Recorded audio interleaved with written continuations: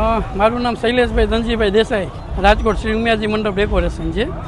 હકીકત એવી છે કે જંગલેશ્વરમાં જે મને પાણીનો ઓર્ડર આવતો હોય 20 તારીખથી લઈને 28 તારીખ પછી ત્યાં અમારું કામ હતું, ત્યાં જે લોકોએ મને કોન્ટેક કરીને મને મગાવ્યા હોય એ પ્રમાણે મેં પાણી સપ્લાય કર્યું છે.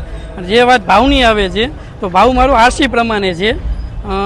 2023માં મારું ટેન્ડર પાસ થયું ત્યારે અમારો જે આરસી ભાવ હતો પાણીમાં એ લગભગ 200 ml 8 રૂપિયા મારો ભાવ છે. એ પ્રમાણે જ અમે કામ કરેલું છે. બજારમાં સાહેબ જનરલી 10 રૂપિયા પાનની દુકાને જે એટલે મળતી છૂટી, જતાં પણ જે ભાવ કંપનીમાંથી આપણે લેતા હોય એ 3 રૂપિયા 4 રૂપિયા ઘણા 2 રૂપિયામાં આપતા હોય જેવી હરીફાઈ જેવી કંપની. હું એવું નથી કહેતો, પણ અમે જે લઈ જઈ વસ્તુ ત્યાંથી અમે ગાડી ભરી જગ્યા ઉપર મૂકી ત્યાંથી એ લોકોને સર્વિસ આપી, એ સર્વિસ સાથેનો પ્લસ જીએસટી સાથેનો મારો ભાવ 8 રૂપિયા હોય છે. હું અલગ અલગ જગ્યાએ રાજકોટમાં પાણી એ ઘણી મારે કંપનીનું નામ પૂછવા પડે એવું થાય છે. હા, એટલે મારો કોન્ટ્રાક્ટ પતી ગયો હતો, પણ ટેન્ડરના નિયમ પ્રમાણે એમાં લખેલું હોય છે જ્યાં સુધી નવી કંપની ન ઈંજાય, નવું ટેન્ડર ન બને ત્યાં સુધી ફરજિયાત તમારે સર્વિસ દેવી પડે.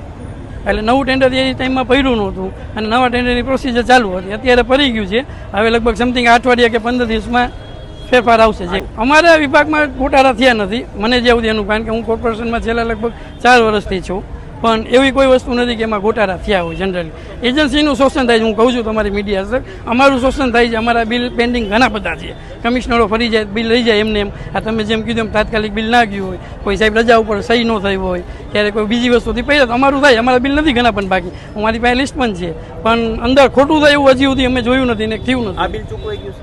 આ બિલ મળી ગયું છે.